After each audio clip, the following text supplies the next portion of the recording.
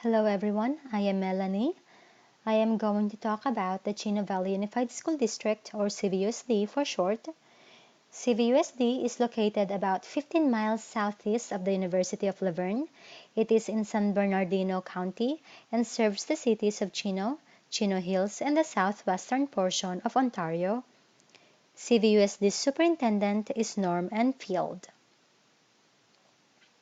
CVUSD's demographics look like this. It had a total of 28,141 enrollees during the 2017 to 2018 school year. There are 22 elementary schools, 5 middle schools, and 4 high schools in the district. The district has one community day school. A community day school is intended for students who have been expelled from school or who have had problems with attendance or behavior. It is a school that provides troubled students with challenging classes and teaches important skills. The district also has two continuation schools.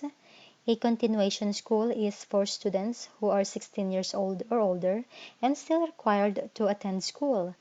These are students who have not graduated from high school and are at risk of not graduating. Many students in continuation education are behind in high school credits. This chart shows that 47% of the students in school year 2017 to 2018 were eligible for free or reduced price meals. This corresponds to 13,240 students.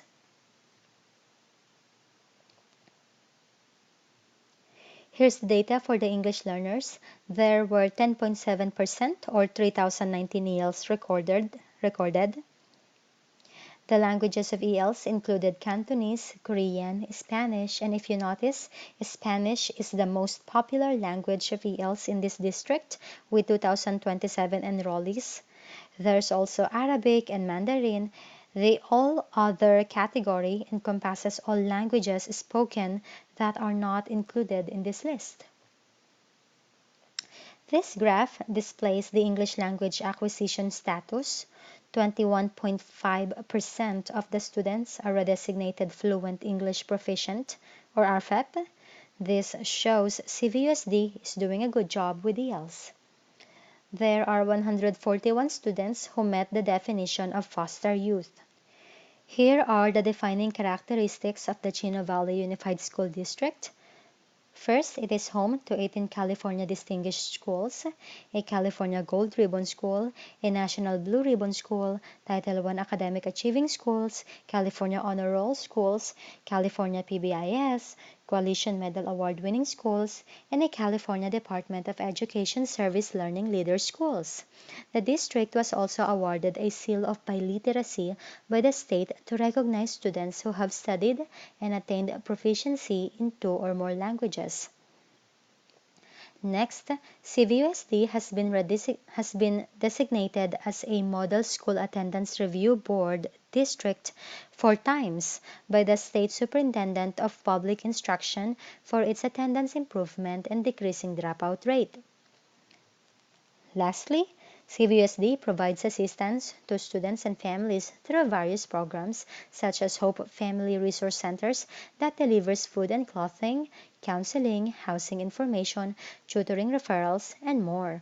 Health Clinic that offers physical exams, illness care, assistance with medical approval, and immunizations including the flu shot, and twice yearly parenting forum by the district and law enforcement partners. Here are the 3 LCAP goals for 2018 to 2020 that are aligned with the 8 state priority areas. They are pretty typical. Goal 1, provide a good education. Goal 2, engage families in the community. And Goal 3, prepare students for the future. When it comes to the district finances, I learned a few things. First, CVUSD spends less per student annually than the average California districts. I think this comes from a couple of things. First, new teachers are paid less than the other surrounding districts when they start. The pay becomes equal if they stick around long enough, so I think they save a little on teachers that don't stay. Second, after talking to one of the teachers, I understand that CVUSD maintains a pretty strong savings account, more than of what is required by the state.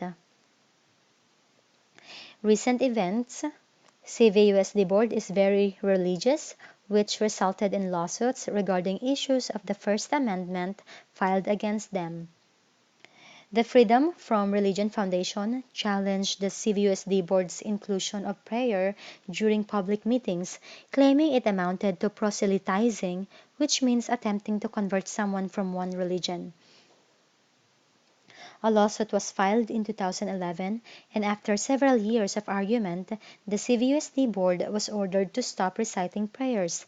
The board appealed the ruling, but in 2018, the Ninth Circuit ruled that the policy and practice of prayer at Chino Valley Board meetings violates the Establishment Clause. Although one-third of the Ninth Circuit judges agreed the suit should be reheard, CVUSD decided not to pursue the case further. Now, here are some interesting facts. The Orange County Board of Education has now stepped in to take up the case, and it continues. And lastly, the same thing happened in Texas, and the Fifth Circuit ruled public prayer was okay. Here's a list of strengths I found from my research. 93% parents feel engaged. CVUSD's ELA performance is 15 points above standard. The Strong Arts program, low suspension rate, three-quarters of ELs are well and or moderately developed, and a very high graduation rate. My interviewee said the district's greatest strengths were the quality of the teachers, the abundance of the after-school programs, and most of all, the kids themselves. The teacher I interviewed had been there for 20 years and loves her students. But she also acknowledged that part of the reasons she stays at CVUSD is the pay coming from seniority. As I said earlier, CVUSD pays less to new teachers, but the pay increases significantly if you stick around. I listed some academic challenges I identified from the data, such as low performance in math, increase in absenteeism, and lack of college and career preparation. My teacher interviewee taught me about a couple challenges that you never find in the numbers, and a lot of them had to do with technology. First, district technology is strongly affected by administrator preferences. I learned that a previous administrator wanted to run everything in Microsoft, so no teacher training was given for any Google applications. By the time the teachers learned Microsoft, the administration changed and now supports Google, which requires the teachers to start all over. She also explained that the district invests heavily in technology, but there's no IT support available at the school level. If something goes wrong, teachers have to figure out how to fix it. She also mentioned that technology is not equally distributed throughout the district, and some schools receive a lot more than others. Recommendations: I think a lot of CVUSD strengths come from strong engagement with the community. I think this is an important component to any successful program, and I believe if CVUSD continues to engage the community, it will continue to realize the benefits.